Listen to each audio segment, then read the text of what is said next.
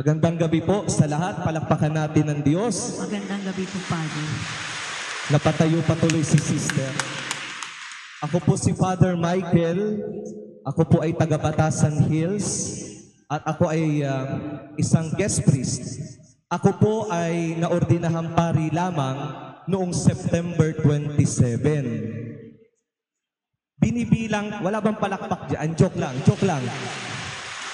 Binibilang ko yung araw habang kanina, sabi ko 27, 16 days. Panginoon, salamat, nakakasurvive pa rin ako.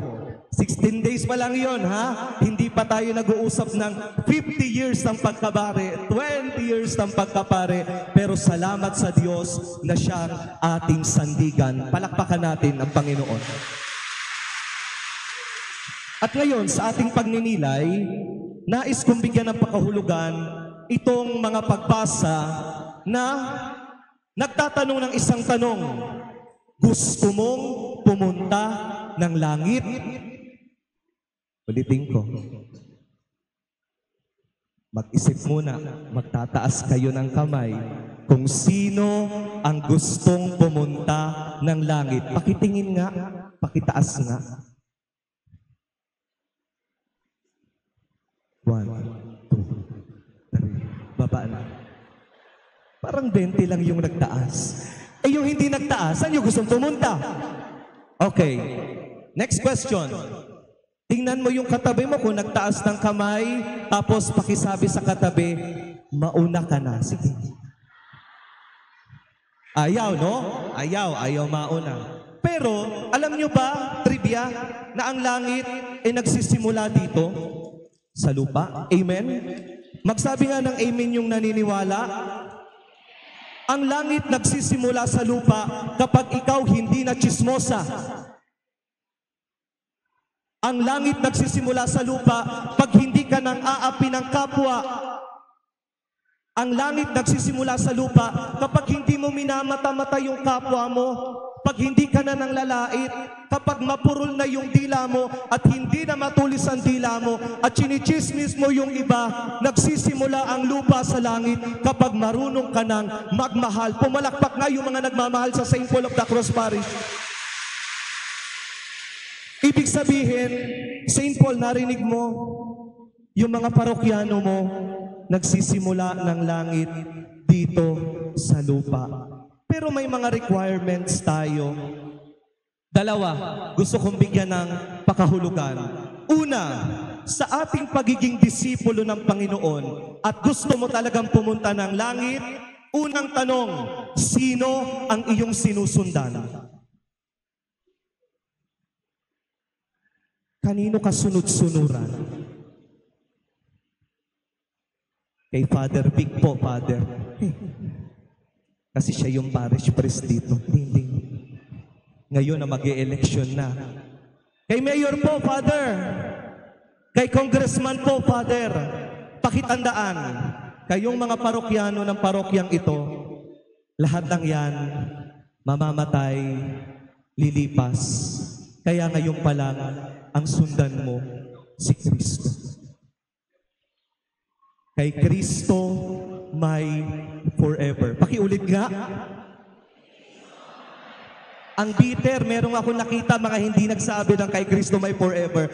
Huwag niyong paniwalaan din na ang forever nasa jowa niyo. Wala dyan ang forever. Minsan, maghahanap lang yan ng iba, magpapalit din yan. Pero kapag si Kristo ang sinundan mo, at yun yung sinasabi ni Kristo sa atin ngayon, unahin mo ko. Pinipili kita araw-araw, bakit ako, hindi mo ako mapili-pili araw-araw?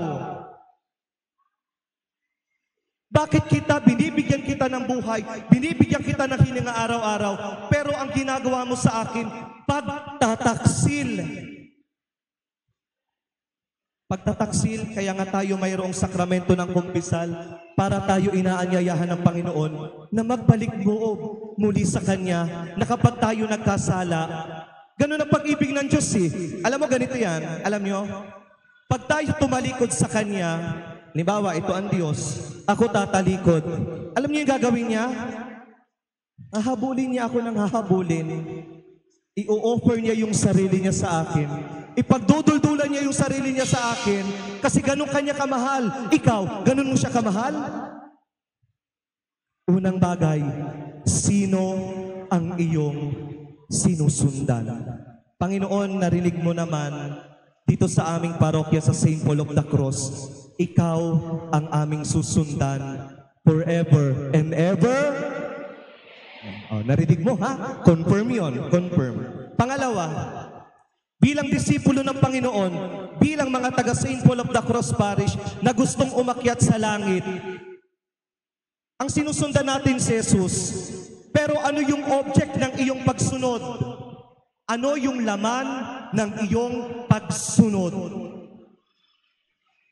Sumusunod ako kay Kristo kasi baka ipanalo niya ako sa loto eh.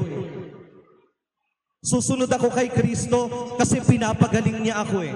Susunod ako kay Kristo kasi kay Kristo nakakakuha ako ng comfort eh. Susunod ako kay Kristo kasi tinutulungan niya yung mga problema ko sa buhay. Good, well, fine. Pero pag sinabi ba sa iyo ni Kristo, hindi ko gagawin yan, susunod ka pa rin ba?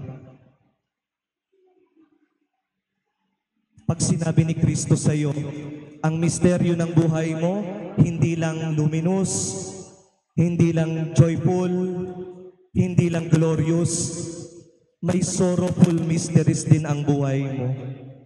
Susunod ka pa rin ba sa Kanya? Yung binata sa Ebanghelyo, proud na proud. Panginoon, mula pa pagkabata ko, hindi ako nakikiapid. Nag-o-observe ako ng Sabbath day.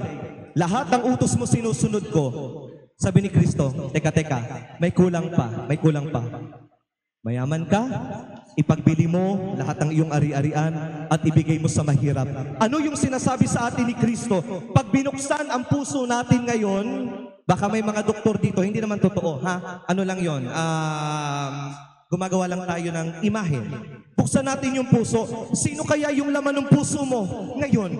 Ito, 6:02 p.m., October 13, 2024. Baka yung puso mo punong-puno ng galit. Baka yung puso mo punong-puno ng poot doon sa biyanan mo na lagi kang pinoprovoke. Mga biyanan, ha? Kayong ganyan. Baka yung puso mo punong-puno ng kolesterol kasi puro ka mang inasal. Sino ang laman ng puso mo? Yung ginawa ni Jesus doon sa binata, ibenta mo, lahat ng ari-arian mo, ibigay mo sa mahirap at sumunod ka sa akin. Ibig sabihin, Panginoon, ikaw lang, sapat na. Mayaman ka, well and good, pinagtrabahuhan mo yan, pinagpuyatan mo yan, i-enjoy mo ang yaman mo. Very good. Pero ang sinasabi ng ating Ebanghelyo, mag-ingat ang mga mayayaman na ginagamit ang kayamanan para mang-api ng kapwa. Yun ang hindi na good. Di ba may kanta tayong Tanging Yaman? Alam nyo yun? Sige nga, mag-pichoke muna tayo. Tingnan natin. 1, 2, 3, go. Ikaw ang aking tanging yaman na di lubusang masumpungan ang nilikha mo, kariktan, sulyap ng iyong kagandahan. Hindi pa ba sa'yo sapat yung kagandahan ng Diyos na ibinibigay niya araw-araw? Hindi pa ba sapat na pagising mo ng umaga, humihinga ka? Hindi pa ba sapat na pagising mo ng umaga, nakikita mo yung asawa mo, yung mga anak mo? Bakit inuubos mo yung iyong sarili, yung stress mo, doon sa pagtingin ng blessings ng iba? Uy, may bagong sasakyan si ano, dapat may bagong sasakyan din ako. Uy, may pinapagawang bahay si ano, dapat may bagong bahay din ako. Uy, may iPhone 18, iPhone 19, kung anong iPhone man yan, dapat meron din ako. Bakit hindi ka kontento sa buhay mo? At alam mo, isa lang ang kukontento sa'yo, ang Diyos. Alam ko, bawat isa sa inyo, naranasan na yung lugmok, punong-puno ng problema, walang makain, walang pang-tuition ng anak. Tapos kung sa simbahan man o sa loob ng bahay, yung mapapaupo ka na lang, tapos sasabihin mo, Lord, tulong.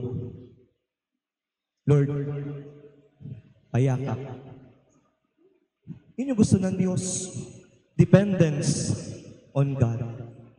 Kanino ka dumedepende kung ikaw ay nangangailangan? Sino ang iyong kinakapitan kapag ikaw ay nangangailangan sa buhay?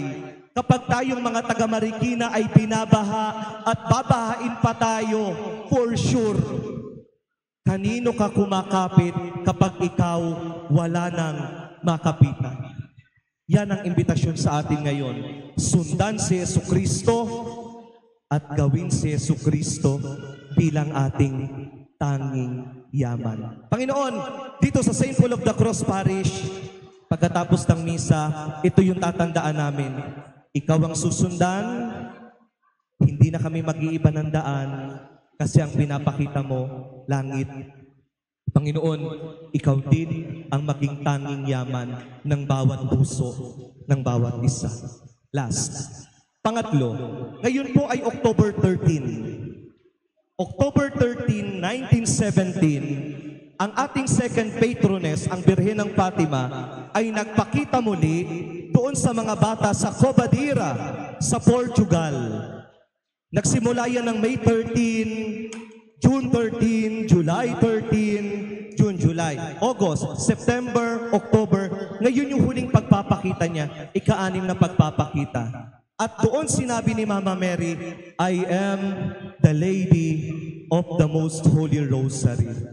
At napakatema nung sinabi niya ngayon na ginugunita natin ngayong araw, October 13, I am the Lady of the Most Holy Rosary. Paano? Yung sinabi ko kanina, pag ikaw nagdarasal ng rosaryo, hindi pwede purong glorious.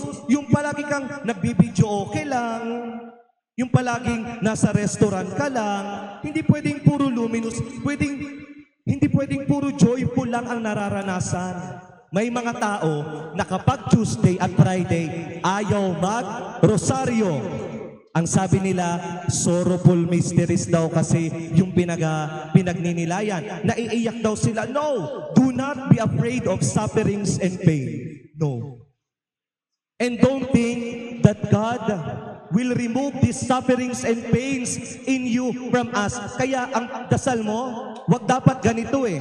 Panginoon, pakitanggal naman itong sakit ko. Panginoon, pakitanggal naman itong problema ko. Panginoon, pakitanggal naman ng asawa ko sa bahay. Siya kasi yung problema ko. Hindi. Ganito dapat ang maging formula ng dasal mo. Panginoon, pasama sa aking paghihirap. God is Emmanuel. Konti na lang, magpapasko na. Sumilip na nga si Jose Marichan eh. Naka-Bermans na tayo. At ano yung pinagninilayan natin kapag Pasko? God is Emmanuel. And what does Emmanuel mean? God is with us. Kaya ang Diyos hindi tatanggalin ang problema mo bagkus araw-araw kanyang sasamahan sa pagtahak, sa sufferings mo, sa pains mo, sa problema mo, sa difficulties mo. At yun yung pinapakita rin ni San Pablo. Tingnan si San Pablo. Ano yung hawak niya? Cross. Diyan in love si Saint Paul of the Cross. Sana, pagkatapos ng misa, ma-in love ka rin sa mga krus mo sa buhay. Be in love with your crosses in life because in your crosses, there you will experience God's grace. Sa mga krus mo sa buhay, mas doon mo yayakapin at doon ka yayakapin ni Jesus, doon ka yayakapin ng Diyos. Kaya wag mahiya, katulad ni San Pablo de la Cruz, ipahayag, Panginoon, ito yung krus ko, pasama, pabuhat, kasama ka. Hindi ko to kayang buhatin mag-isa, pero kung kasama ka, kayang-kaya.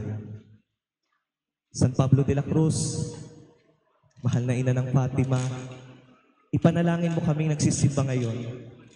Ipanalangin mo kaming nakikinig sa salita ng Diyos. Ipahayag mo kaming susunod kay Kristo upang si Jesus ang aming sundan at siya ang aming maging tanging yaman ngayon at kailanman. Amen.